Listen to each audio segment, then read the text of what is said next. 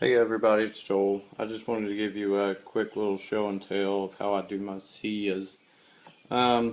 These are 3/4 inch Schedule 40 that I'll be using, and this 1-inch bow core. But anyways, the way that I do these is I like a nice smooth transition. I make a 10-inch piece that starts out life like this, 10 inches. You could do 11 inches. It just depends on how much you want to actually go inside the bow core, how strong the bow is going to be, and things like that. The stronger the bow, the longer this portion needs to be, because you're going to be transferring more weight into this piece right here. This is what's going to be the working portion of the siyah. But basically what I do is I mark off 7 inches and then I flatten that like this. And it's got a slight taper, but it's pretty much flat. I like them to be really thin. And then I go 90 degrees and I flip it. And I taper this pretty much flat. What happens is this is, by the way, this is all I use to shape these things. Piece of wood says John on it because my manager was gone for a week on vacation, so I wrote his name on this and put it in his chair because he might as well have been like talking to a board. But anyways, what I do is just place it onto the board like this, and the siyah will tell you where it wants to be.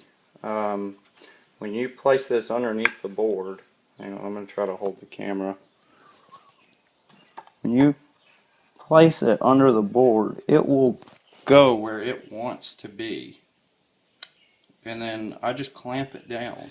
I make sure all of them are the same, but it will pretty much just fall in line on its own. And what you'll get is a hard crease right here. So I just go back, puff that back up, and while it's cooling, I take a towel and just kind of squeeze it on the sides so that it makes it nice and round.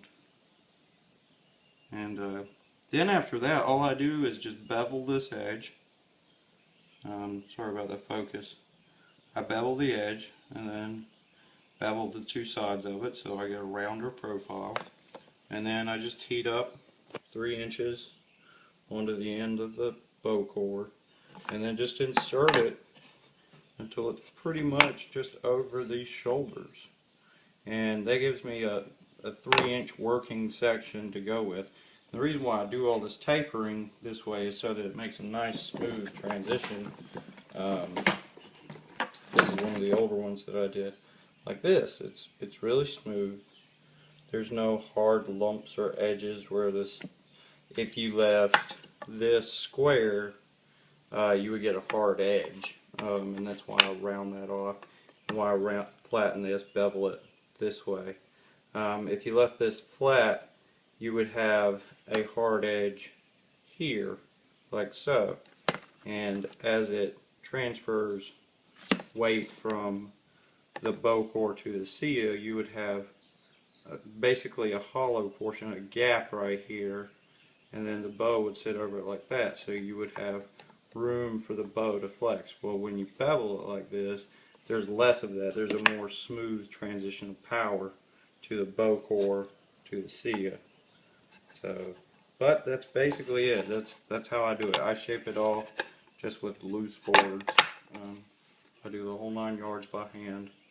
Probably a more efficient way of doing it, but I like this way. It gives me a lot of customization. I can make them the way that I want. So, but that's it. Any questions or comments, let me know. Other than that, I'll see you next time.